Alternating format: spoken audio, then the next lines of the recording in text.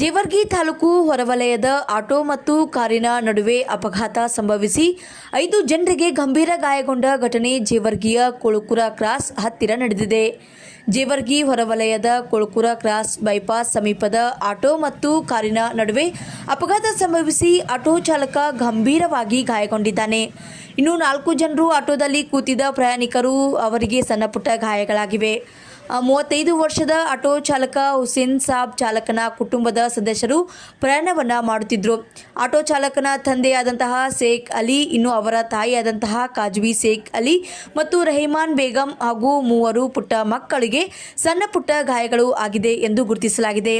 ಇನ್ನು ಜೇವರ್ಗಿಯಿಂದ ಕಲಬುರಗಿ ಮಾರ್ಗವಾಗಿ ಬೈಪಾಸ್ ಮೂಲಕ ಮಂದೇವಾಲ್ ಗ್ರಾಮಕ್ಕೆ ತೆರಳುತ್ತಿರುವ ವೇಳೆ ಕಾರು ಚಾಲಕರು ಆದಂತಹ ಡಾಕ್ಟರ್ ಇಬ್ರಾಹಿಂ ಪಟೇಲ್ ವೇಗವಾಗಿ ಬಂದು ಆಟೋಗೆ ಡಿಕ್ಕಿ ಹೊಡೆದ ಪರಿಣಾಮವಾಗಿ ಈ ಘಟನೆ ಸಂಭವಿಸಿದೆ. ತದನಂತರವಾಗಿ ಗಾಯಗೊಂಡ 5 ಜನರನ್ನ ಸ್ಥಳೀಯ ಸಾರ್ವಜನಿಕ ಆಸ್ಪತ್ರೆಯಲ್ಲಿ ದಾಖಲಿಸಲಾಗಿದೆ. ಇನ್ನು ಡಿಕ್ಕಿ ಹೊಡೆದ ಆಟೋ ಸಂಪೂರ್ಣವಾಗಿ ನುಜ್ಜುಕೊಂಡಿದೆ. ಜೇವರ್ಗಿಯ ಮಿರಾಜ್ ಆಸ್ಪತ್ರೆಯ ಮುಖ್ಯಸ್ಥರ ಕಾರಿನ ಸಂಖ್ಯೆ ಕೂಡ ಹಾಕಿರುವುದಿಲ್ಲ.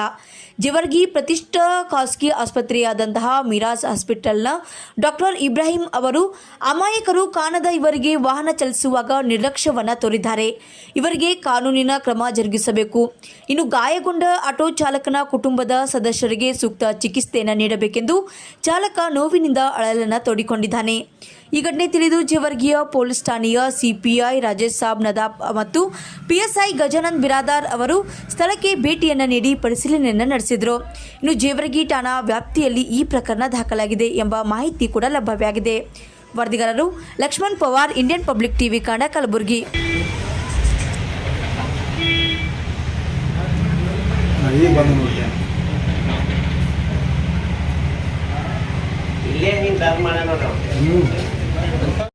फोन करे सो नंबर है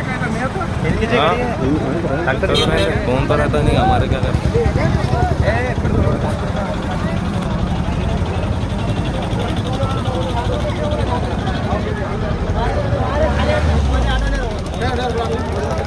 एम्बुलेंस को कॉल लगा एम्बुलेंस को कॉल लगाओ क्या भी नहीं